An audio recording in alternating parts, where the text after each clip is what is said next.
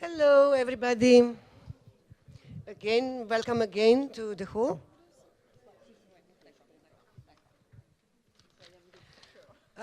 Okay. Hello, good morning, bonjour à tout le monde. I'll be speaking in English though. So welcome again to the hall to continue. In fact, it's more continuation of the plenary of the morning, because actually you have the previous speakers have really raised all the very important questions about actually how to collaborate between the let's say people from the ground to the politicians. My name is Nevenka Kopriušek. I come from Ljubljana, from Slovenia. I run Bunker Productions, which is in charge of an old power plant, converted into performing arts space, but still functional as a distribution of the energy, and Festival Mladi Levi. But here I'm mainly on the role of being a part of really dedicated art producers and organization in the issue of climate change. Imagine 2020, about arts, environment, and possible futures. We have been existing since 8 years in different formats. At the beginning, it was mainly about first group of consortium was called 2020 on Thin Ice.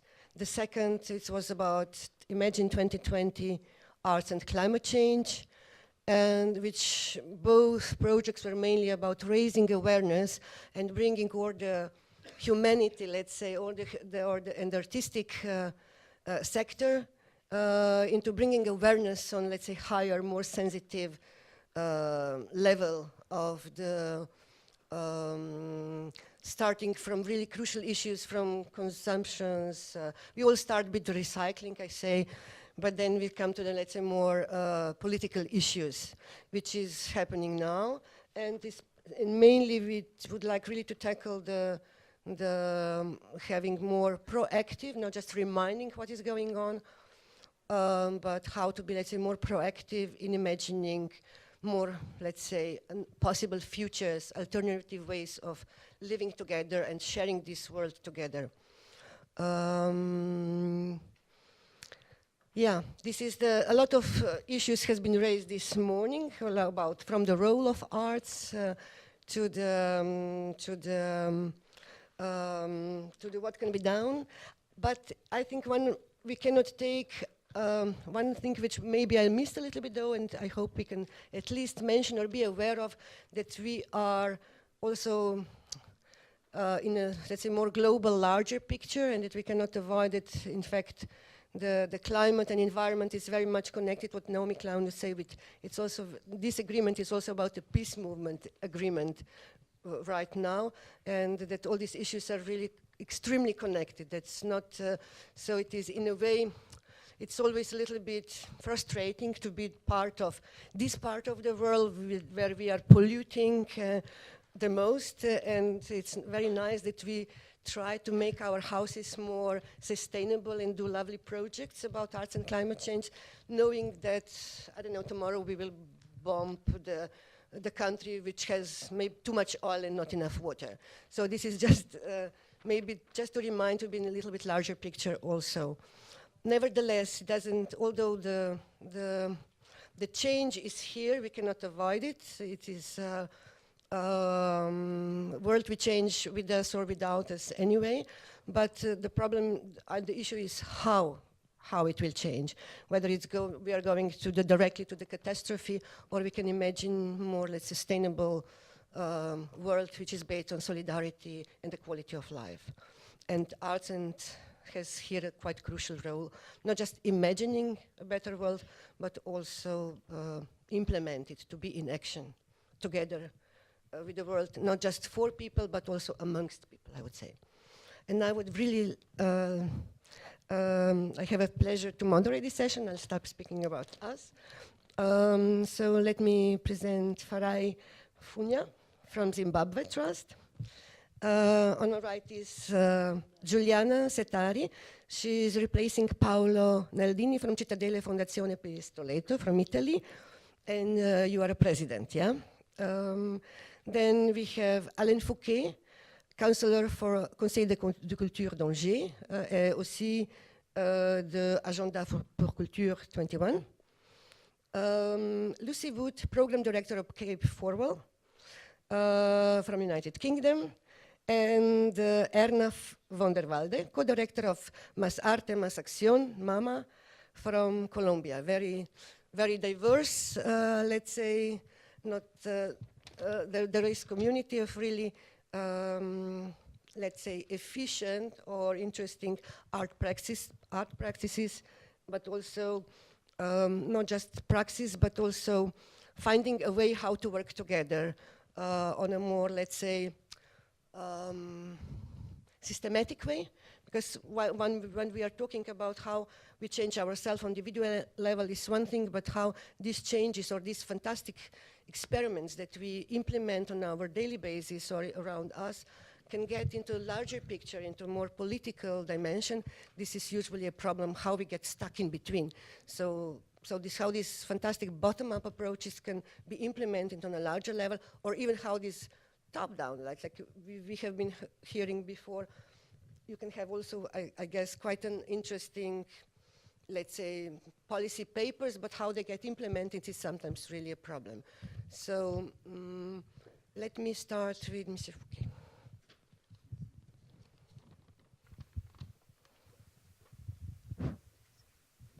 And sorry, 10 minutes will be.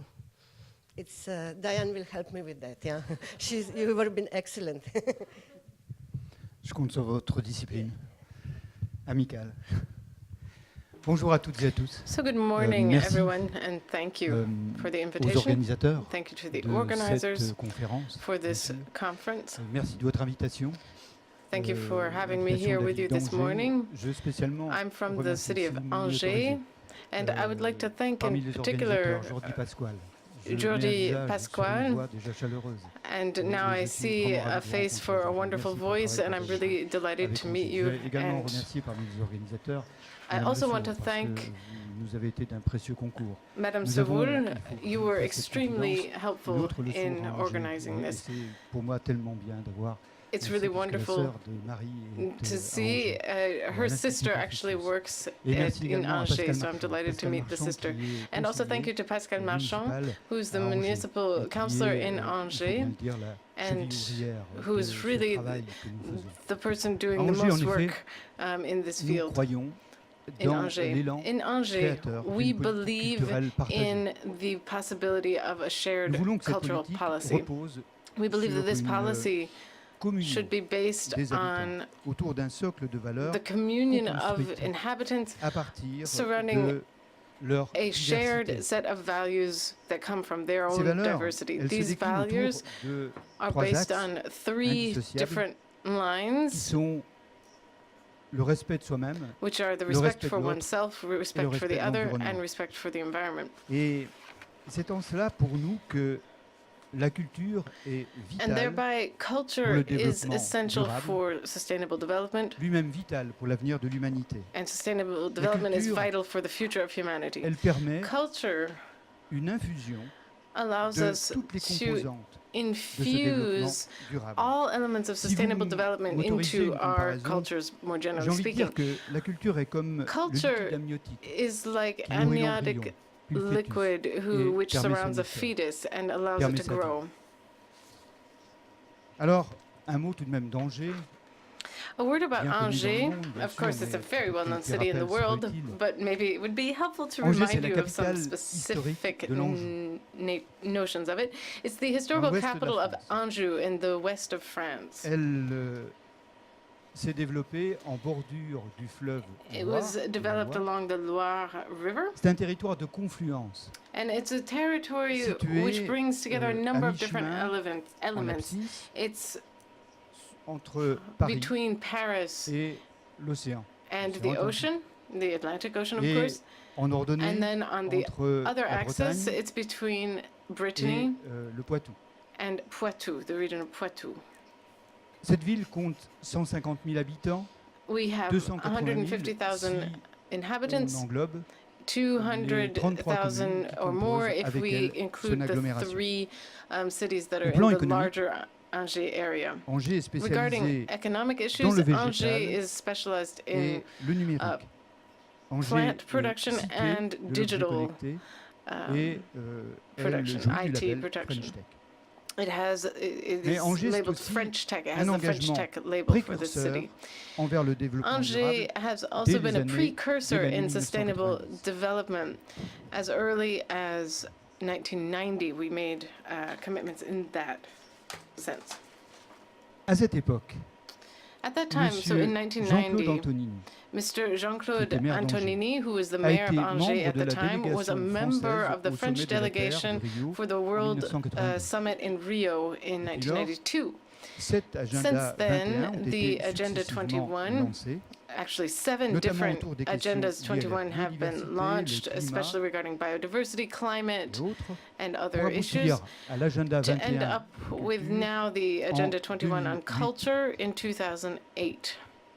Cet agenda This agenda s'incarne dans des événements culturels is manifested in the des lieux de numerous création et cultural de events and diffusion all of qui the maillent le different territoire. spaces for creation and Notre presentation volonté, that are quelles que in soient les the Angers sensibilités area. politiques, And these les couleurs, offers, this les culture is for compositions des anyone, no matter what your political Les clivages de background, toutes les your cultural background. c'est de mettre en œuvre etc. avec sincérité, Our avec goal ténacité, is to be sincere, to be tenacious, des politiques culturelles en and to faveur use de these qualities l'épanouissement to humain, create de la qualité policies de vie et du lien for social, ainsi well-being que de la responsabilité de and chacun to par create rapport à a soi-même, stronger social par rapport fabric. aux autres et par rapport à l'environnement.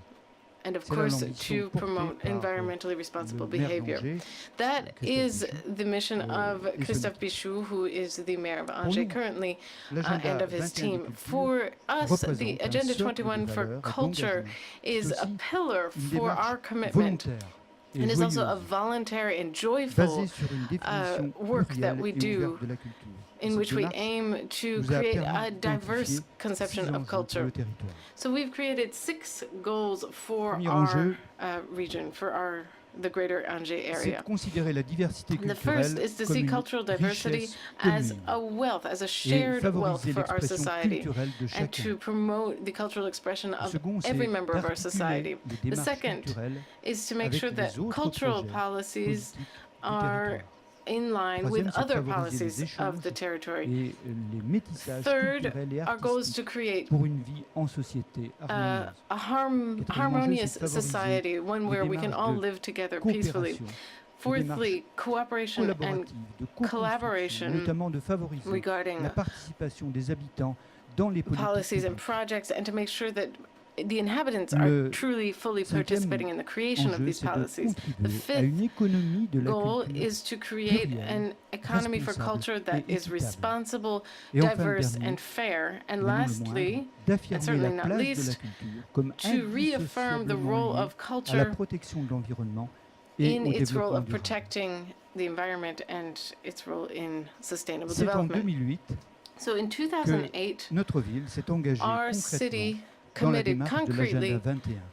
to L'année the suivante, Agenda nous avons commencé 21. par élaborer un diagnostic. The following Puis en year, 2010, we did 2011, an une assessment charte in d'engagement 2009, a été and in coécrite 2010, we et created a validée pledge, which was par then 50 signed signataires by sur le 50 territoire. different Et depuis 2012, la ville a signatories mis en œuvre des in the actions area. In dans le cadre de son 2012, plan the d'action actions were interne, mais aussi implemented en within the partenariat city avec d'autres and structures qui also ont in développé partnership leur propre agenda with 21 other sur le territoire. structures. C'est le cas notamment du Shabada, qui est chez nous le nom This is the case de, for la the scène project de musique Shabada, actuelle, qui est which is our qui a donc son propre agenda popular 21 music de hall, Au plan and is part local, of the Agenda la 21 démarche for culture. est structurée par un This groupe approach partenarial is qui a un structured rôle de by veille a group et of d'animation partners, which is et par responsible des for assemblées monitoring plénières the que implementation nous of this agenda, and we régulièrement. also have plenary Et au meetings. plan international, on depuis this 2012, Angers often. exerce une vice-présidence de And la since Commission culture. 2012, la CGI. Angers has been Voici maintenant vice 3 president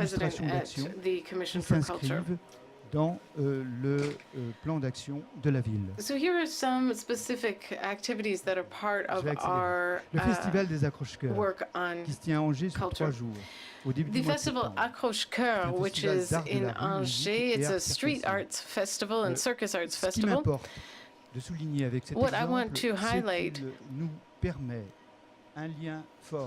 is that this festival allows us to create a strong tie between the festival itself, a participative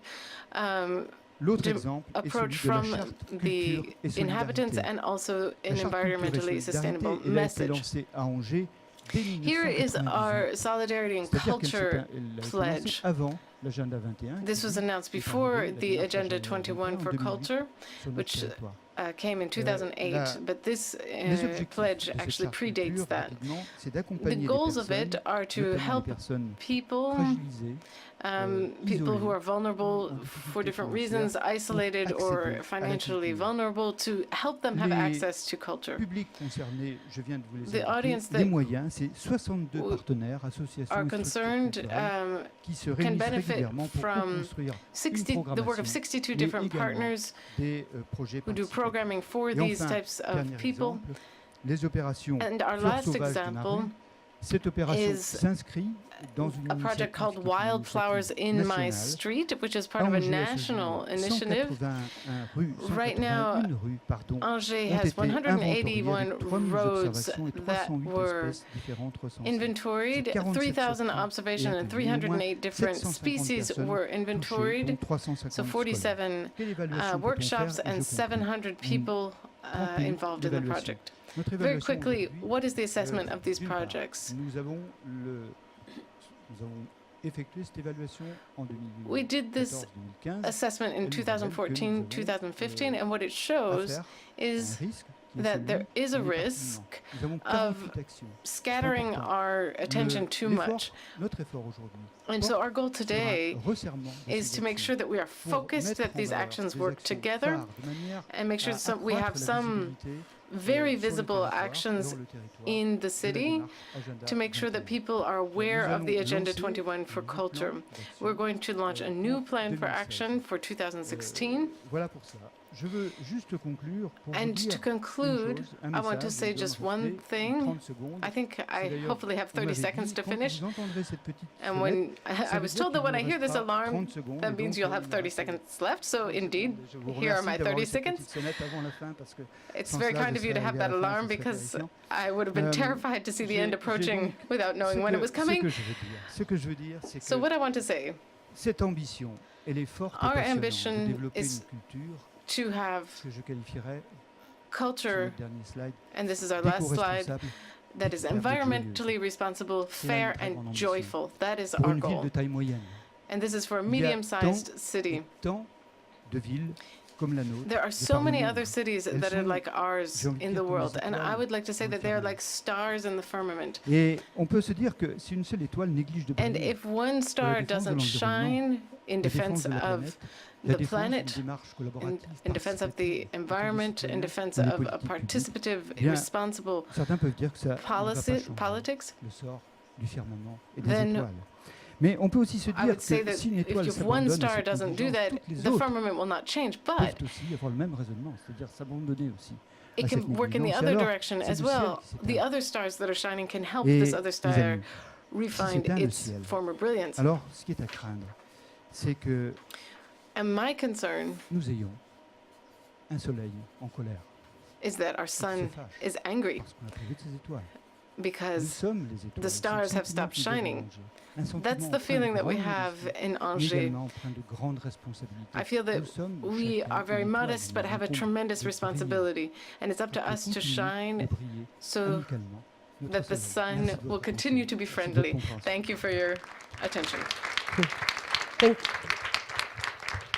Thank you very much, Hélène, for that very also poetic, very artistic, I would say, first intervention, and also about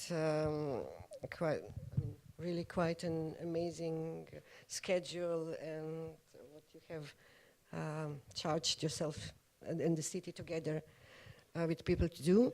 And now I would really like to pass the word to the Farai Mfunya, Director of Cultural Fund of Zimbabwe Trust. You will be talking about the village, Chilalema village, and how through, let's say, artistic project you are empowering women and at the same time saving the palm tree forests. Yep. Do you yeah, no, I do it. It's my role. Thank you very much. I think we can go to the second slide. Thank you very much. I think I'd like to start by just acknowledging the organizers for bringing in different voices from around the world. And therefore, what I have to do in 10 minutes is to bring you another story from the South, from a little country, 10, 12 million people in Africa, Zimbabwe. My presentation is really that the work we do there is ongoing, questioning what is right in terms of development and sustainability. And the first thing that I'd like to say is that what we do has to do a lot with some of the things that the Mayor of Paris, Anne Hidalgo, said about the greatest challenge that we face is ability for us to think different ways of living, our lifestyles, our habits, and think more differently about how sustainability will require that we change the way that we live, the way that we look at the world. The Culture Fund is an organization based in Zimbabwe, and that's the one I run. It was born out of a creative community in Zimbabwe, about 100 of them, who came about 10 years ago, and we decided that we would like to see sustainability driven by people who are the community that actually produces arts and supports culture as the epicenter for culture and therefore development. And so about 100 of us got together, and then we set up the Culture Fund, whose job is really to source funding and then give the funding to ideas in Zimbabwe, focusing on sustainable production of the arts and expression of culture. And over the years, we have been working with about 100 projects every year. We don't really know which projects work, which ones have a long-term sustainable impact. What we do is we just experiment by supporting them with grants and also technical support. And what I thought we could do today is that in 10 minutes I'll choose one over the years, over 1,000 projects that we have worked with. And the one that I picked was a small village in the northern part of my country, Zimbabwe, which involves women working with creativity. It's a creative community. And to see how the concepts of sustainability actually mean for that community in Africa, Southern Africa. What I want to start by saying is that the questions we ask ourselves is that this community was wealthy and sustainable before we built a big hydroelectric power station in the area in the 1950s. So the community in the northern part of the Zimbabwe on this huge river called the Zambezi River were sustainable. They were happy. They had very good lives until we said we need to build a hydroelectric power station, and therefore we need to move all of you so that the whole country benefits. So they were moved from the rich banks of this river further south into drier areas. And at the moment, the community lives in a very dry, arid, dusty part of the country.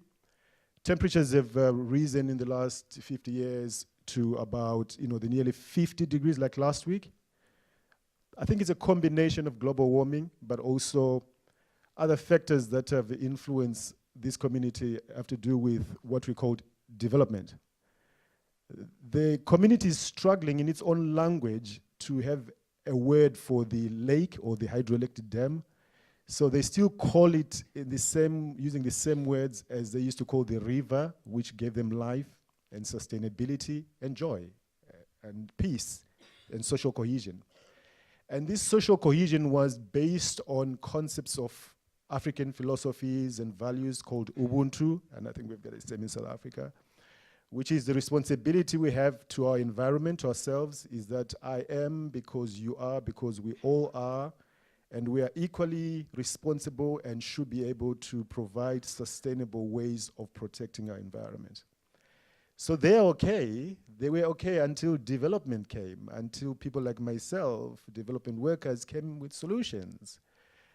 And now the narrative we use is that we would like to work with you and see what you're doing and then measure how well you're doing, and then we can present them.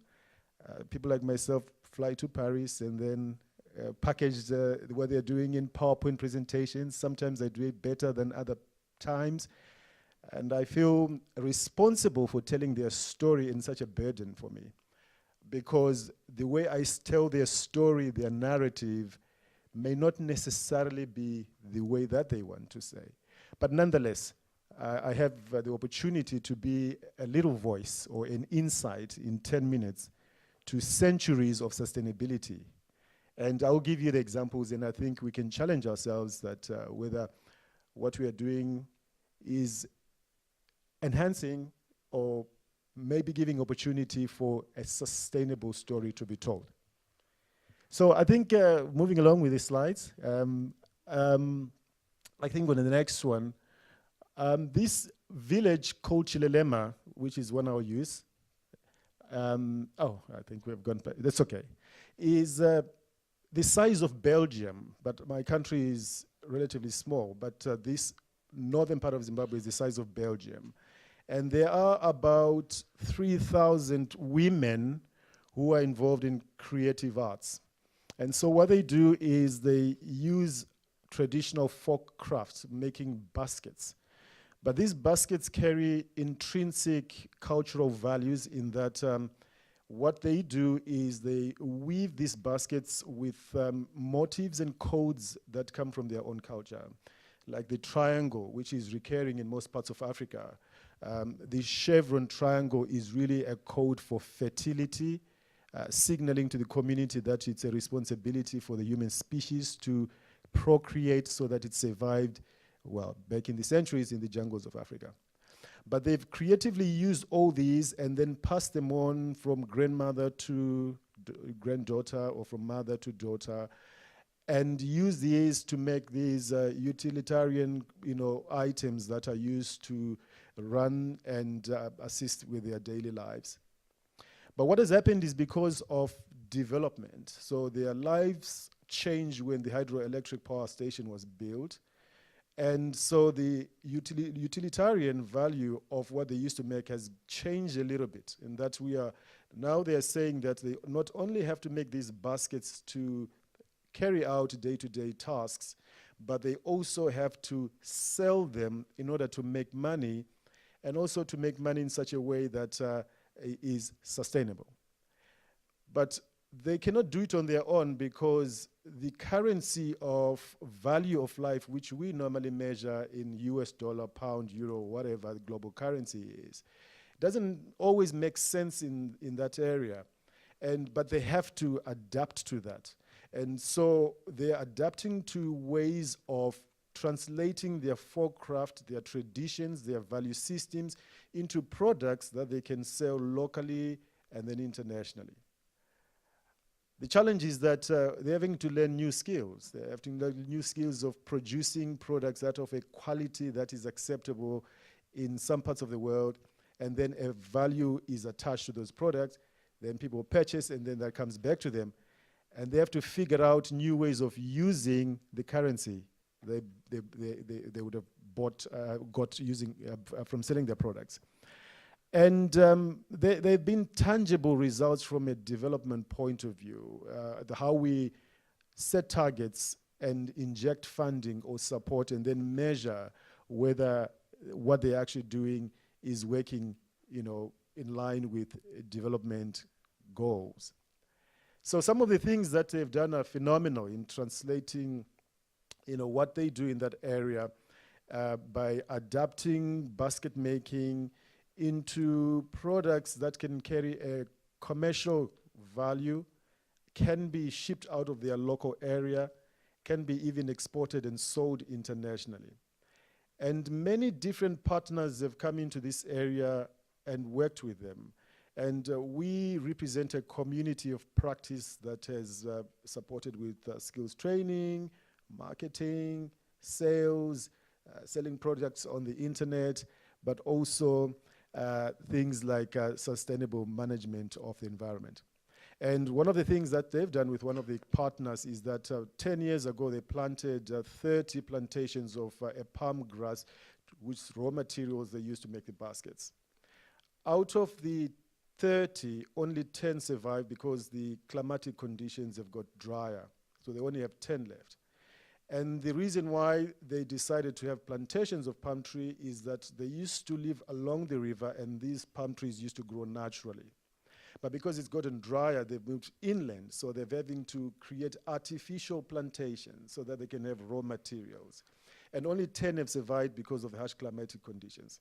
And now we are running workshops to sensitize them on how to manage sustainably the raw material and then the ability for them to make money out of it.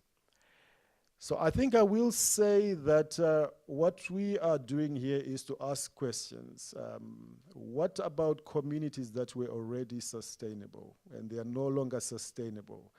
And we're coming with new solutions for sustainability and ignoring some of the things that worked for a long time.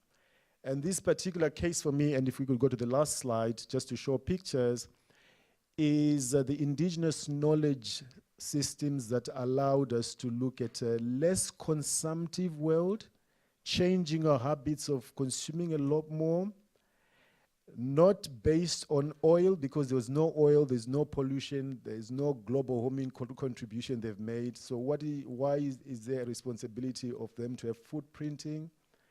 We've just discovered reserves of oil in that area, so I fear my government is also going to sacrifice them a little bit more for oil and gas in that area. And then we have to figure out, in meetings such as this one again, how to make their lives sustainable. And I think with more time, it's a story, there's so many around the world, worth thinking a little bit more about. Thank you very much. Thank you.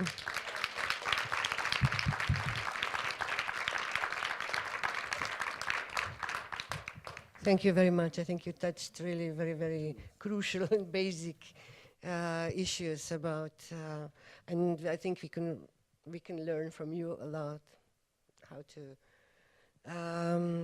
So maybe we continue with you. The Fondazione Pistoletto has been. Bonjour, merci beaucoup de nous avoir invités inviting us here today. Cette rencontre qui est, je for trouve, this formidable. fascinating and very important meeting. Que vous trouvez sur le programme Paolo Rolandini couldn't be with us today, so I'm taking his place, and I'll be speaking to you about our foundation. Depuis l'année de sa naissance en 98, donc c'est presque 20 ans de travail que la fondation a mené. C'est une fondation, c'est une initiative menée par un artiste, peut-être parmi vous, il y en a qui le connaissent.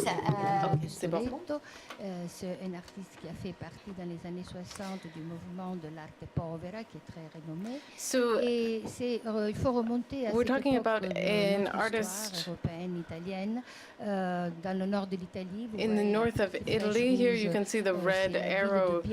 That's the city of Piella, where the foundation has its headquarters. It's between Milan and Torino, Milano and Torino.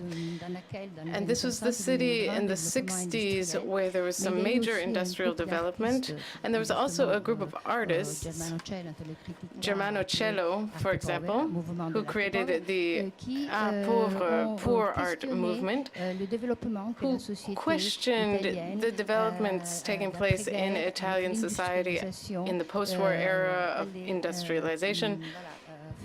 And he and his colleagues used their artistic work to question this industrial development. They used very impoverished sorts of materials to ask very important political and social questions. So that's the foundation for the foundation by Michelangelo Pistoletto.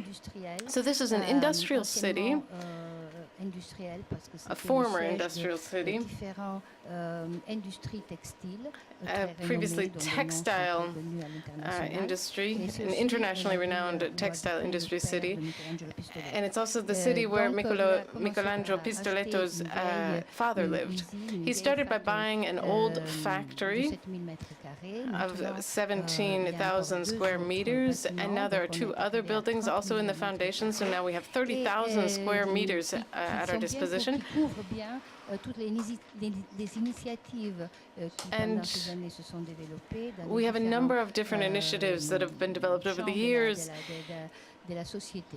Mais il faut dire que la mission But de what I'd like to Pistoletto, say c'est is that d'avoir the mission cru of the croire Pistoletti toujours Foundation dans la capacité de l'art, was to really believe d'intervenir dans tous les in domaines de la société, the role of pour une art, its role and sensibilisation, ability pour to une intervene in all different transformation domains of responsable de la society, société. and Donc, its tous les ability to thèmes help de society son move très in grande a actualité, sustainable direction. actualité, So de nos his jours qui work nous amène is ici, very ça current a today, été une grande préoccupation and pour cet artiste depuis these très longtemps. questions actually were with him Donc, from the dans beginning sa of this fondation, il a voulu foundation. créer, vous voyez le petit logo qui est là You can see the en haut. logo up C'est top c'est une of the forme slide, assez originale and de the logo comprendre was comme meant c'est un to organisme be qui a an plusieurs organism développements, with several des different petits cercles qui developments. sont les ici.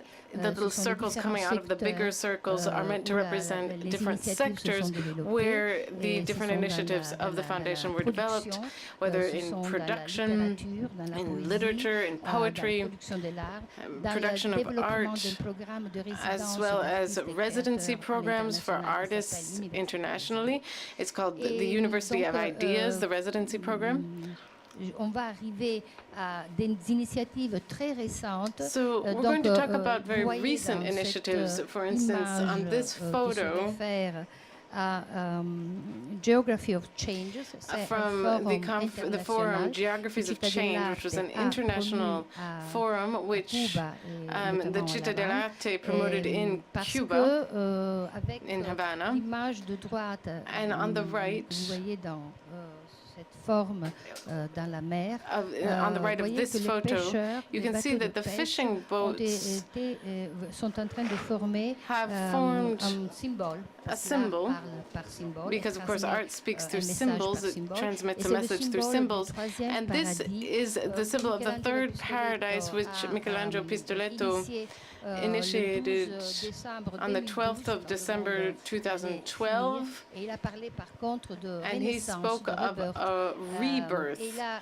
formé ce symbole And he created this en partant symbol du symbole de l'infini using the sign for reliant les deux infinity, cercles par un troisième cercle. but que by cela crée adding a un third cercle circle où le paradis artificiel where the finit artificial au paradis paradise naturel becomes de joined notre with the histoire. natural paradise, Et that of le the beginning troisième of our cercle, c'est la history. possibilité And this de third renaître, circle de concilier represents the les possibility deux of mondes, rebirth, to donc la reconcile the nature two et different worlds, l'artifice, the pour un artificial monde and the meilleur. natural, to come Ce up with a symbole better a eu world. un This impact symbol incroyable. had Ici a en tremendous France, à Paris, impact il a in été France. montré comme In Paris, it was sculpture dans la shown as a cour, sculpture Marly du in the Louvre, Marly courtyard in the son Louvre exposition. in Et il a 2012 été, when Michelangelo Pistoletto was l'objet here for an d'une performance exhibit. dans la It was cour, dans la also grandeur de la pyramide, a performance la même période, et a pris le chemin under the, par it was also la part of a performance under the rencontre, pyramid of the collaboration, Louvre that same sur year. laquelle, se base aussi le travail de Michelangelo Pistoletto. And Michelangelo pas seulement Pistoletto's dans sa ville, work Biella, in dans la région du the city of Piémont, Piella in dans l'Italie, mais à in Italy, l'international, but also plus vaste. internationally. This is really a avec tous representation les of the kind of membres work de he la does. He société collaborates civile, with des all members associations, of civil organismes, society, et ce different sont les villes, organizations, les and it's municipalités, c'est the le cities gouvernement. themselves, L'Italie, c'est pas governments un themselves, pays which qui have fait worked with him. prêtre Italy, dans as you l'action know, du gouvernement, is not a city where the sur la government's culture, action regarding le fait culture, d'être fort, il n'y a as pas you know, tellement de ressources, there's not a lot of l'initiative support for privée, culture at the government mais level par in contre, Italy. However, the civil society supports culture quite a lot, and also Michelangelo Pistoletto's work has been very important. So if you see, you can look at the tables are in the form of this third paradise symbol. And the idea here is an optimized partnership and also optimistic partnership. And the foundation's work has been based on collaboration and partnerships from the beginning. So they've worked with the universities, they've worked with the city government and with the government at a higher level. Here we can see the meeting between Michelangelo Pistoletto with Raúl Castro. There were performances conducted in the city. And now let's look at the Ariana Park at the United Nations. Of course, we've talked about the UN goals for sustainable development. I only have 3 more minutes left, so I have to be quick. These goals, there's a slide on these goals. These goals were proclaimed for the 70th anniversary of the UN just a few days ago, last month in October. We want to go back to the image of the Ariana Park.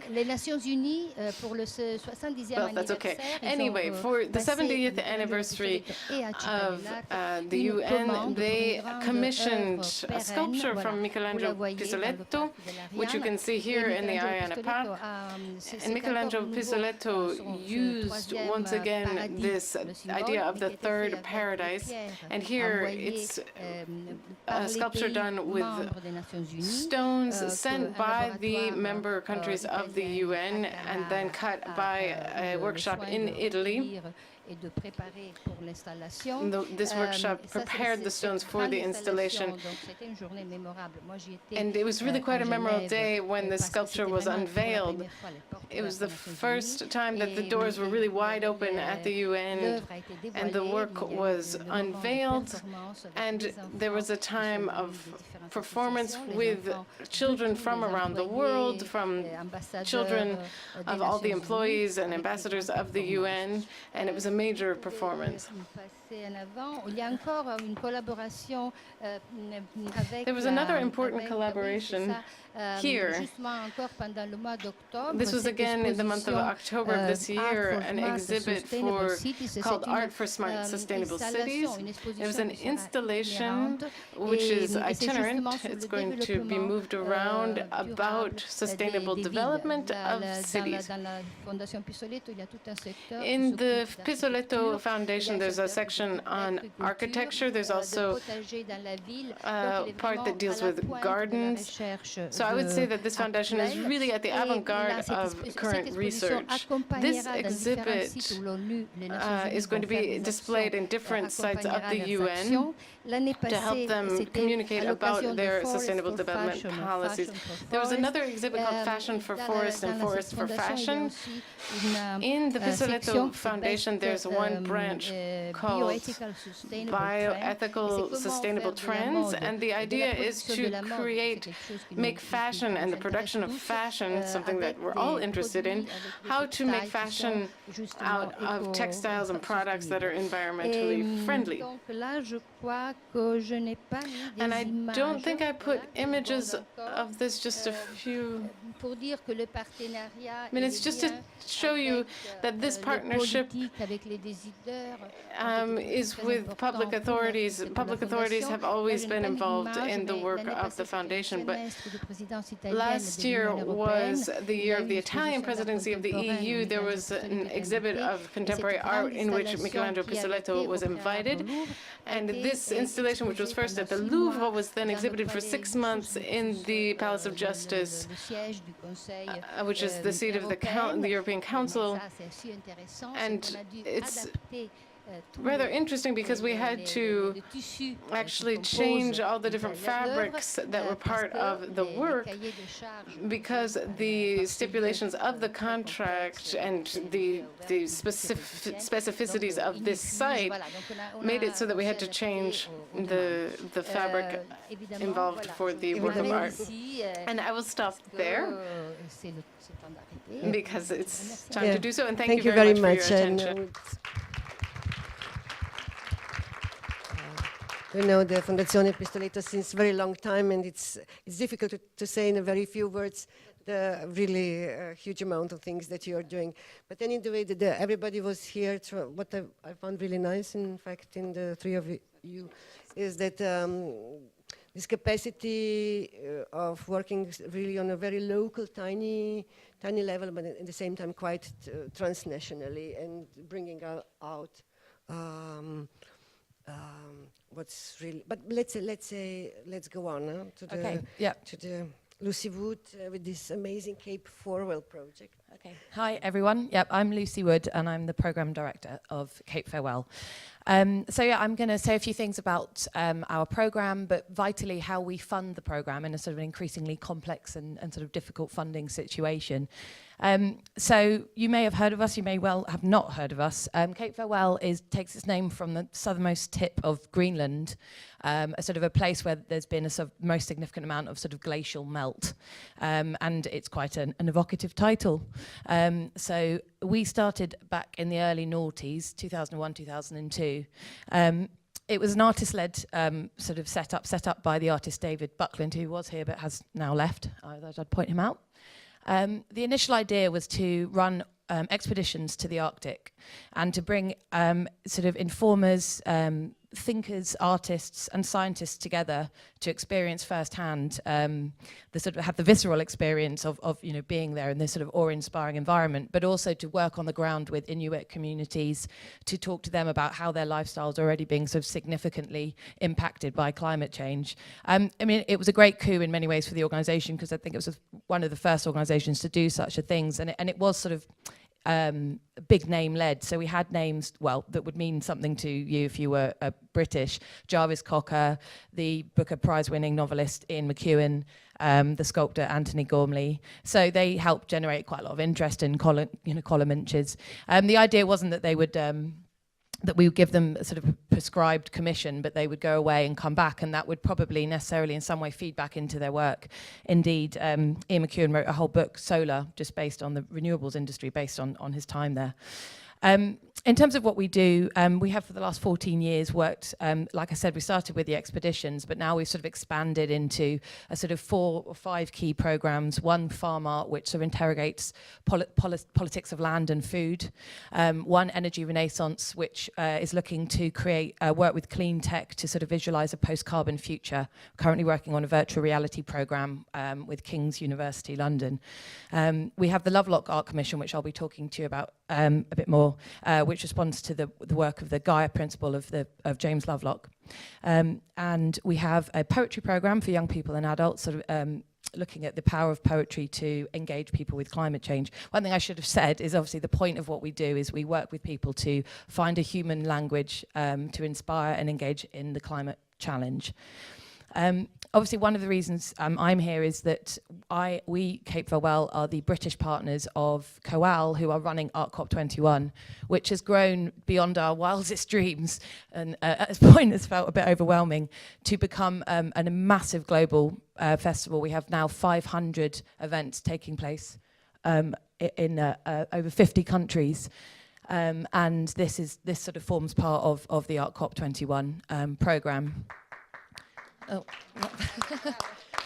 sorry, I wasn't trying to get applause. But yeah, so so I've just come back from the UK launch, which is at St Pancras International, which is sort of like the gateway for Paris. And it's been, it's a really exciting thing. But one thing that is difficult is if you are a UK-based organisation that's both arts and environment, sometimes people don't know where you sit. Are you science or are you the arts? And how do you work with that? So, and we sort of diversified our funding model. And I'm going to talk about 3 key projects that we work on that sort of mean that they're sort of self-funding, or that we at least get some key funding. Because obviously all these things are great, but none of this stuff can happen without funding. So it's obviously a key thing to touch upon. One of our partners is Tidal Lagoon Swansea.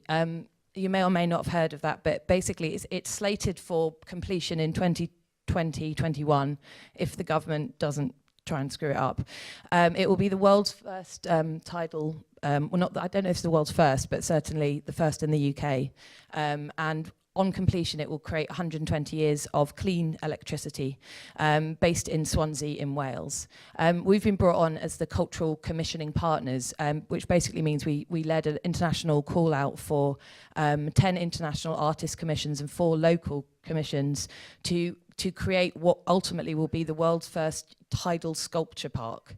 So the whole point about the tidal lagoon, the barrage, whilst there is going to be some ecosystem damage from creating it, what we have to do is try to imagine it as this, integrate it as part of the new post-carbon society, that it's a place that people come to walk around and enjoy. It's not just an eyesore.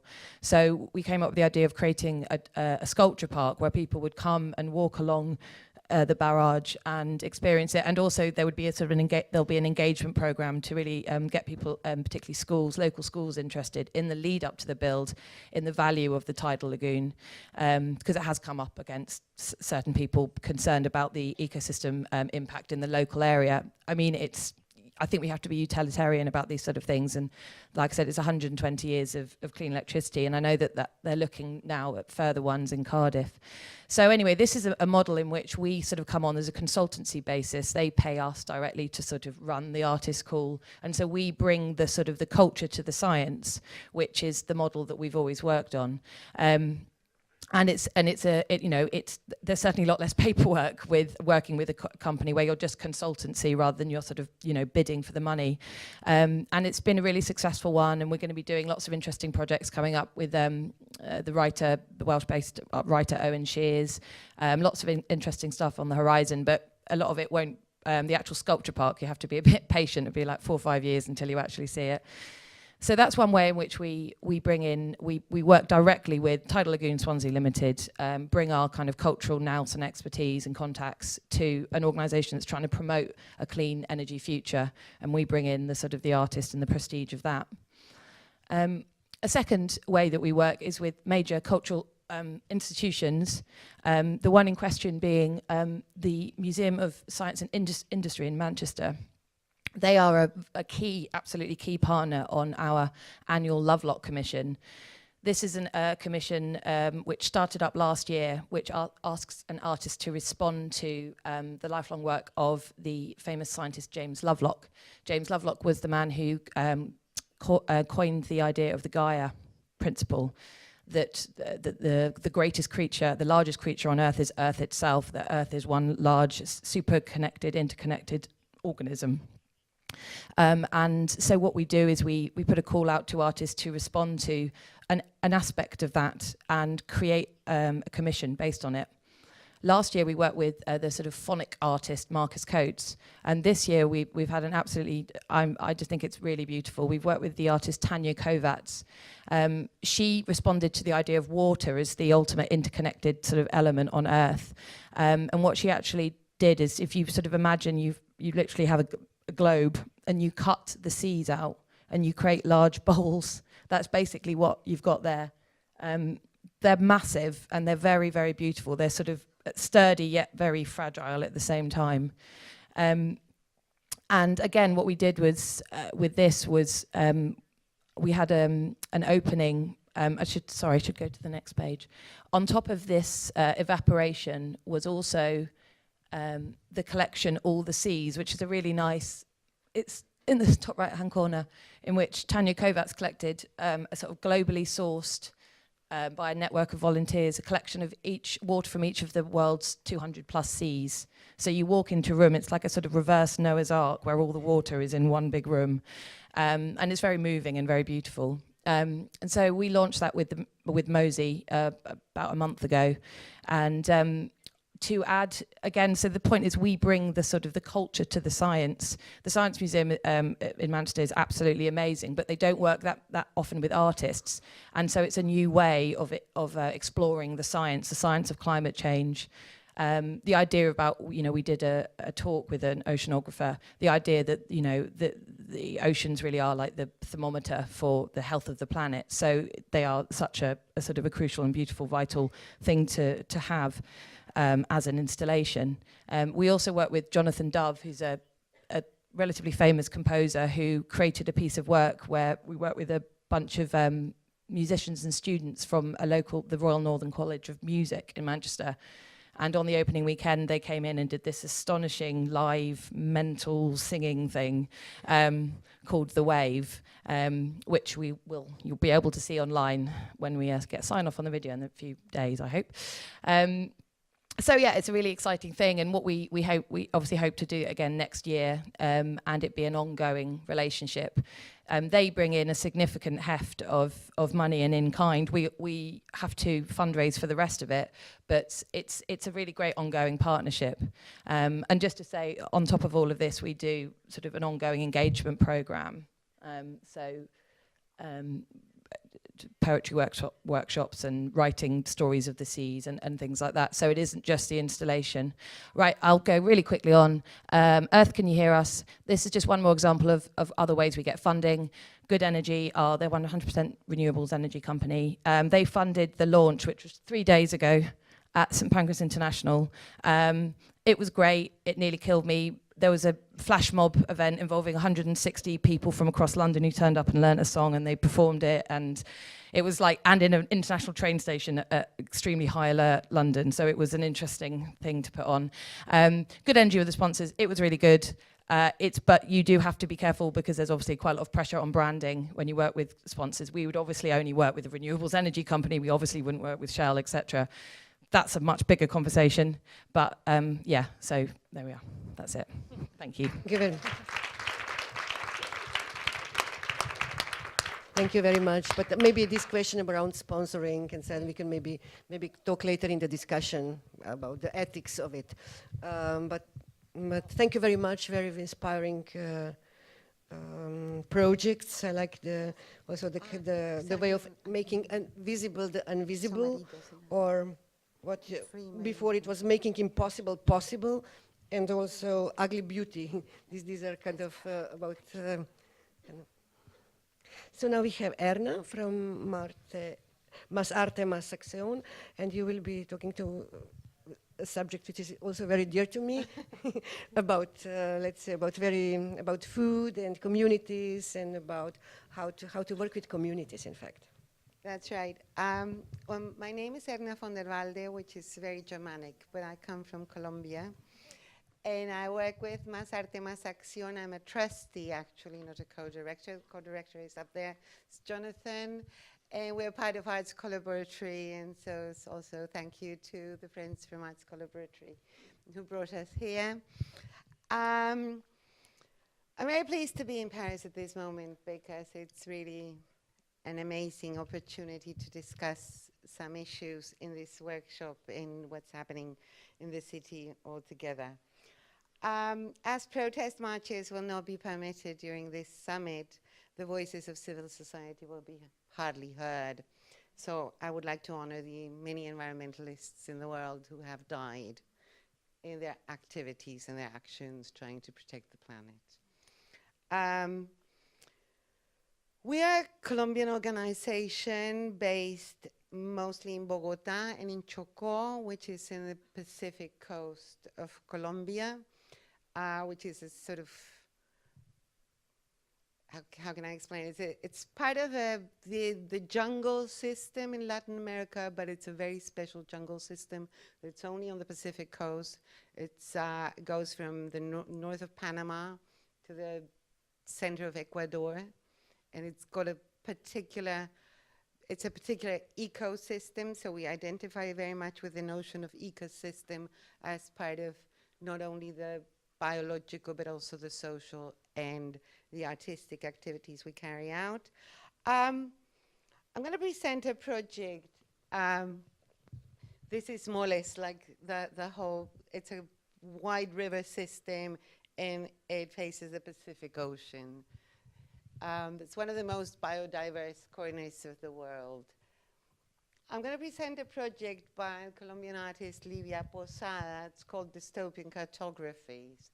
And it's a study she did on how the people in a small community use medicinal herbs to heal ailments. And it's basically their health care. This is her words, her description of the project. It's called Hierbas de Sal y Tierra, Estudios para una Cartografía Distópica, Herbs from Salt and Soil Towards a Dystopian Cartography. So she describes it all as a map. And she developed this project together with the community of Coquí, which is a very small village in that region of Chocó, and very close to where Más Arte, Más Acción has one of its bases.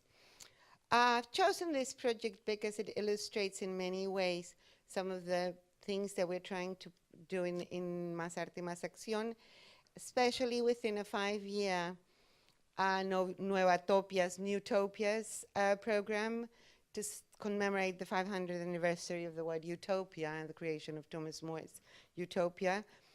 And for this program, we have invited members of the local communities, writers, thinkers, artists, curators, botanists, environmentalists, amongst many others, to reflect and develop projects around broad issues such as water consumption and technology.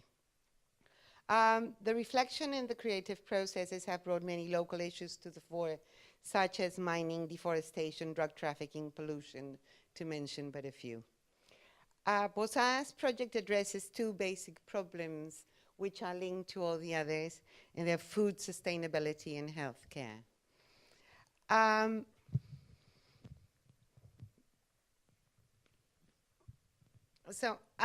Livia Posada trained as a medical doctor.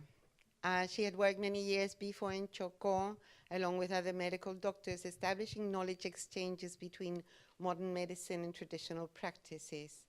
This process was interrupted when violent armed actors took over the region. It's a sort of ongoing process. She left never to come back, but in 2012, Más Arte, Más Acción convinced her to try it out again. In her own words, her initial intention with this project was to focus on exploring how these communities face their health problems and the role of medicinal plants and certain ancestral practices in the treatment of disease. The community of Coquí is very poor and has no medical facilities. The closest hospital is in Nuquí, which can only be reached by boat. Travel is expensive, and in Nuquí only the most basic care is provided. To receive medical attentions for serious problems, people have to travel to Quibdó or Medellín. So that was in the map before. Which implies much longer distances. So basically you will defer. The more urgent and the more pressing your health problem is, the farther you have to travel. So that's sort of kind of the situation she was dealing with.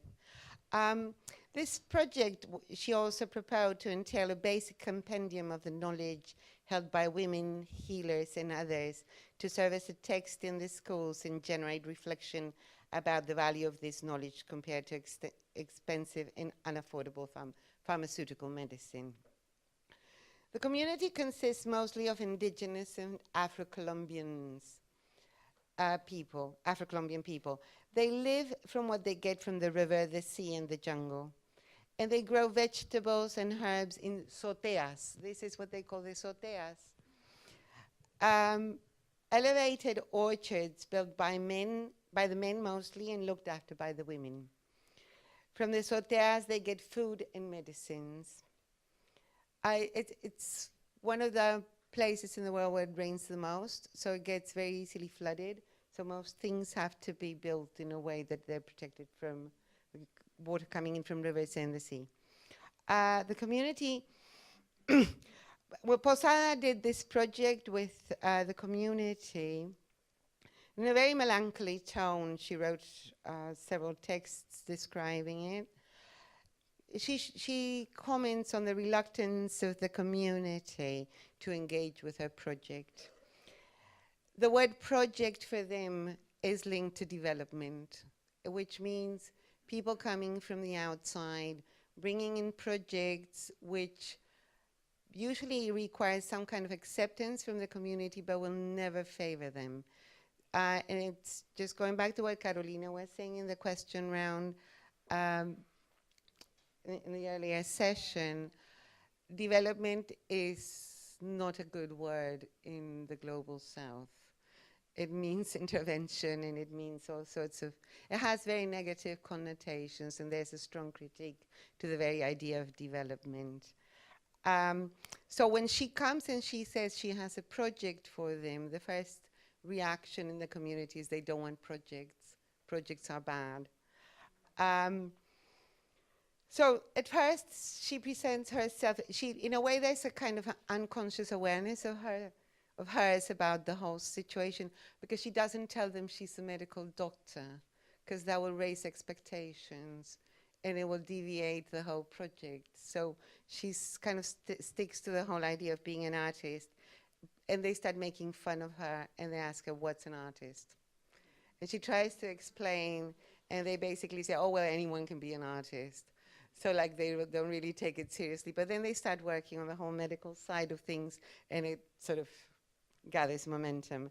So during a 2-week stay in the community, she worked mostly with older members. Young people weren't interested.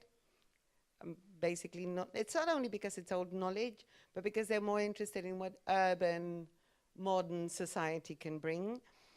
So she designed this whole project. They collected the herbs. They showed how they did the healing and how they grow everything.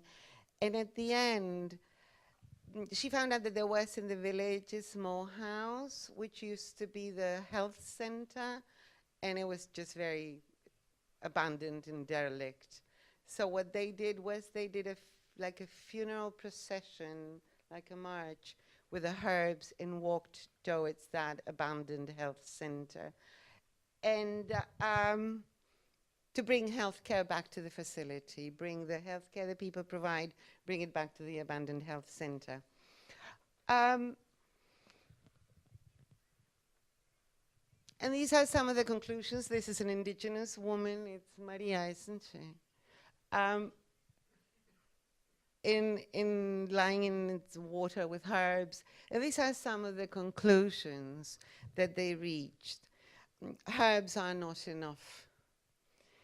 To pay, they're not enough to pay petrol for the boat to transport you to New Quay, or a flight when the elements are severe and the patient requires a specialist.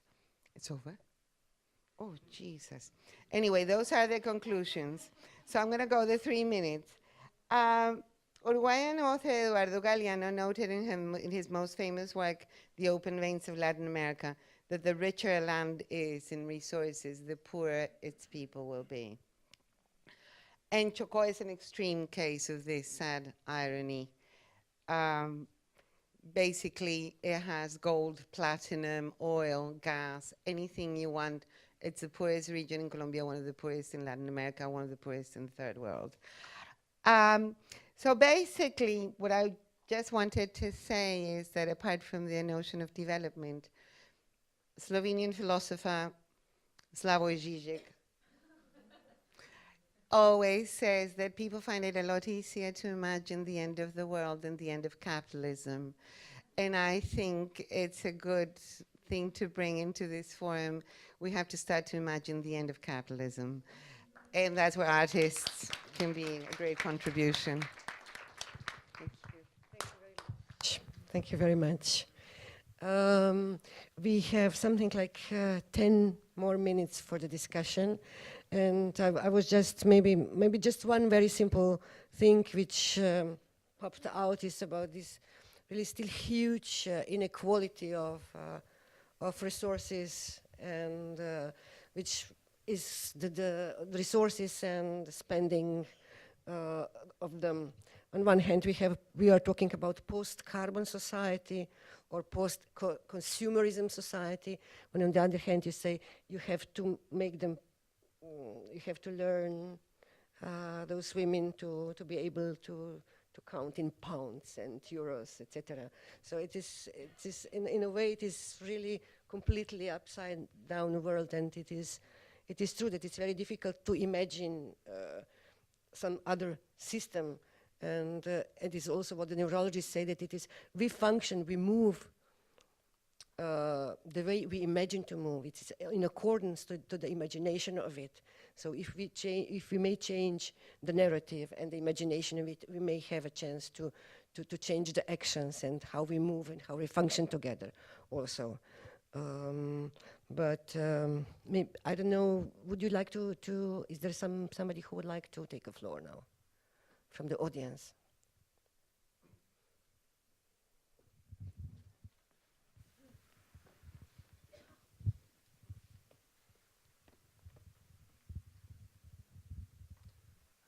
Hello, I'm Ruben Fowkes from Translocal Institutes. We're a research centre dealing with art and ecology based in Budapest. And my question is maybe specifically for Lucy and well, also for the rest of the panel too. And that is, do you think it's harder to find funding for art projects dealing with ecology that don't have a direct outcome or result in a particular production, like a sculpture park or an exhibition? So is it harder to find the resources for projects which are more open-ended, sort of artistic research projects, a bit like the one you described, going to the Arctic with no particular endpoint that's been conceived of? Just especially when we think, as already has come up in this discussion in the morning, about that maybe that's where art can be most useful. So not just sort of visualizing or operationalizing scientific knowledge, but also kind of co-creating different kinds of knowledge and working with different communities, indigenous communities, and so on. So what's your strategy for doing these more speculative artistic projects? I think that benchmarking what you want to get out of it right from the start, I think that the problem if you're actually going for funding is if you are saying this is a sort of speculative open. I mean, there are funding streams out there that are quite sort of for like really sort of new thinking, like Nesta and Welcome, that sort of thing. I think it doesn't necessarily have to end with a capital project, definitely not. I mean, something that the project coalesces around doesn't necessarily have to be a physical capital thing.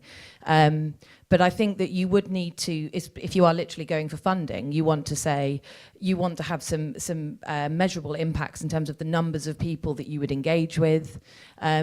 I mean, on that note, so one thing that we're doing is we're working with the University of Trondheim in Norway on a sort of 4-year research program to try to create sort of qualitative and quantitative sort of collateral material proving that art can provoke behavioural change on a local and ultimately global level, in terms of, can you use art, the language of art, and that might be a workshop, that might be a sculpture, that might be, you know, to actually impact behavioural change. If we could get something that's academic and rigorous that proves that, then you could leverage funding much easier, and you could also lobby for, you know, real policy change in where the money's going to. So, I mean, it is a tricky thing to try and get money for, particularly when, you know, you've got major institutions like the BBC like refusing to even use the word climate change most of the time. You know, it's terrifying how much denial there is. So, you know, I think that you definitely have to benchmark what you're going for in the first place. And I think that, you know, I do think that we need more of a body of evidence that proves the value of it. So ArtCOP, for example, this is something we want to grow into an ongoing legacy project, because we want to look at how do 500 events in 51 countries, what's the actual impact? Rather, you know, we don't just want a little flash in the pan. We want this to be an ongoing social revolution in terms of the way we think, and that lobbying power then being applied to governments on a local and national level. So, I mean, I think we're all part. I mean, all I'd say is that, yeah, fundraising is a bitch sometimes, and you have to think about how you how you frame it, so it's at least manageable, but don't feel like it has to be a physical thing that you're producing. Yeah. Okay, thank you. It's, you probably were also referring, because it's very difficult to fundraise anything concerning in Eastern Europe for the projects. I mean, what arts and climate change has to do together. It's a concept which is not so obvious in some parts of the world. But then, by the way, this is the guy who, I think that you are the guys who wrote this green block. So I really completely recommend it. So just take advantage. May I say the word? I think that this is a very important thing that you mentioned, but I think that today the starting point has to be, or should be, has to be the fact that you involve people around your project, and you see which is the way to make people aware of that your message is important. Because there are a number of people, like today we see in different associations, that can respond to your need. It's a matter of sensibilize people. It's a matter of involve people, association. What we have done with the foundation is incredible. I just mentioned a few little things or important things, but if you go to the site, you will see how this project has been multiplied in all the world, because people were wanted to do, you know, and they knew that it was worth it, that this change that Michelangelo Pistoletto talks about since years in the society, about the environment, about development, sustainable development. So many people are, now there are cities that are making their own events. Starting point is that project, you know, so you have to work on your project a lot. I mean, I would agree with you, but at the same time, sometimes I must admit that I sometimes share this optimism, but sometimes I don't. Sometimes I also think that, at least in some of our cases in Slovenia, we have been also covering the capital orientated actions by saying, oh yes, we are doing something like a community garden, we are doing something smart for the city. Let's see, just to cover up something much more ugly behind doing the thing. So it is, I think we should be aware of the both sides of the story constantly, not to get kind of run over somehow. And this is, because I know this, sometimes politicians have all these beautiful projects on PowerPoints, how we are so green and we are so beautiful, etc. But behind it, they're really doing massive trade of arms and etc. etc. So it is. I mean, it is just I think this is something which should bring that we have to bring voices out also. But of course, only to work together and to be sometimes also being probably in the institutions or foundation to also be sometimes brave enough to point out certain things. I agree. Brave enough, courage. Yeah, you must be courage. courage. You don't have to be scared.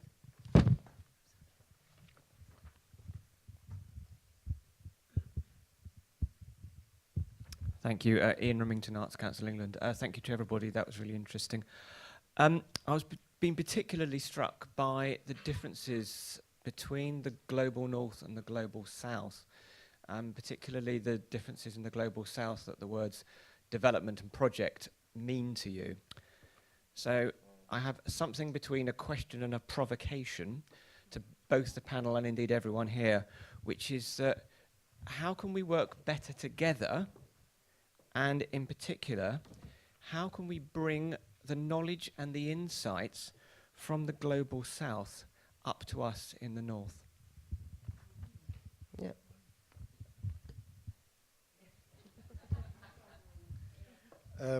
Well, thank you. The Nigerian writer Ngozi Chimamanda Chide has spoken eloquently about the dangers of a single narrative. The dangers of a single narrative is that while we are here looking at wanting to change the narrative of the causes of climate change and global warming, we may risk ourselves becoming a single narrative. And I think the contributions from the panel about being aware of that and including the insignificant, less eloquent stories from around the world is very, very important. the reason why the Colombian doctor is laughed at in Colombian chica, I suppose, is the same as in Binga and Zimbabwe, is because in African communities, everyone is an artist. Our DNA requires that you create, you mimic nature, you mimic creation. And therefore, you know, before I became what I am now, which is really westernized in language, in mannerisms and other things, traditional knowledge systems aligned you to the environment. So the drummings of the African sound, the melodies, the humming sounds of the forest you grow up with. So you don't learn from them from development projects. So I get laughed at. I'm actually going to a trip up in the region I talked about after next week. They will laugh at me and say, oh, the projects man has come back. Reason being is that there's nothing like that. It's about life, not development and projects. So in African communities, it's really life, and life requires you to be closer to the environment.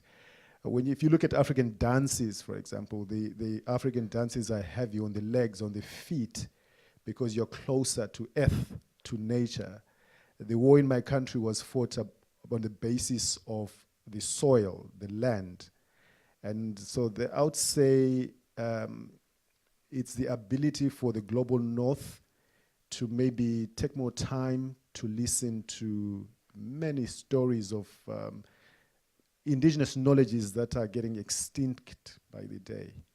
So the global north sometimes focuses on the extinction of the polar bears, but the global south also worries a lot about the extinction of indigenous knowledges. But indigenous knowledges is also the extinction of humanity. And the global south places a lot of value in the individual stories of humanity. And this world has become less, pays less attention to those lives and the indigenous knowledge just in those parts of the world. Thank you. I just wish to add to what Farai is saying. In South Africa, for example, in terms of indigenous knowledge systems, one of the greatest challenges is how to actually write this medication in a westernized manner in order to be able to share and to distribute it. And one of the largest debates is to say, how do you then package it? How do you write the ingredients that are supposed to be at the back of the medical pack? And has it been scientifically tested and tried? The point is, it is indigenous, and the people of the area understand what it is good for, what it's supposed to do. But the minute you would like to actually almost like have it beyond the area itself, there are all these questions. And as to how you then begin to even say the people that are using it, that possess the knowledge, are actually good enough, and are they scientific, and where have they been trained, where have they been tested, are they certificated? So, I mean, we have all these kinds of challenges. But Thank you very much. Yes. Do we have still time for one more question? No, it's just because sometimes there's the risk of this one narrative, but there's also the risk of seeing, I've been noticing throughout the panel, culture is seen like a sector. And we would conceive of culture differently. It's a world vision, cosmogony, knowledge, interaction. So it's not a sector, it's life. So that's one thing. And then it's somehow like European science disconnects what you're saying, sort of like, oh, come on, where do we put this? Where do we, this kind of a rationality that pigeonholes knowledge, pigeonholes activities. And we have different ways of connecting. But one thing that we find difficult, I work with many indigenous communities when oil companies were trying to get into their territory, was to tell indigenous people how the others connect. How does the oil company connect with certain things? How is their activity here on the ground actually related to all sorts of things? Or how things in places that you can't imagine, decisions are being made that are going to have an absolute effect on your river. it's very sort of like the links. That's why I think artists are essential in the sense of creating bridges. Yeah. But also not to come by the end, but really like it's completely integrated approach coming really when we plan things, when you think about how we organize our life and cut across the babble somehow. Yeah. No, I just wanted to say Marta Kern, Eco Arts Connections in Boulder, Colorado, and there's a group of indigenous leaders and Western-trained scientists and educators and all sorts of folks who are trying to bridge this gap between traditional TEK, traditional ecological knowledge, and Western science in terms of climate change. And I actually I have a list of which I can email to you if you're interested, of recommendations to the COP that I'm bringing to the regular COP meeting. And it's also working through this. In the beginning, very hesitant and delicate dancing, trying to find a place of mutual respect between these two different, very, very different, not just two, but multiple different ways of looking at the world and relationally, or cutting everything apart into different silos, and trying to figure out how do we come together with common knowledge. And I would be happy to share that with you, because the irony I see is you know, as you're saying, there was a sustainable world. It wasn't perfect. There were lots of weirdnesses, you know, but at the same time, you know, how do we I almost said take, but how do we share? How do we live this old way in a new way in time for the next world? Okay, so. Thank you. I'm so sorry we'll have to finish now, because, and I think there is in the afternoon there is really a lot of time in the smaller workshop groups to go really into discussion and a really crucial thing. Let me just allow me to finish with Naomi Klein, who is also in town. That it's time really to recognize that intelligent climate policy is fundamental to lasting peace and economic justice. I think that's quite important to be back.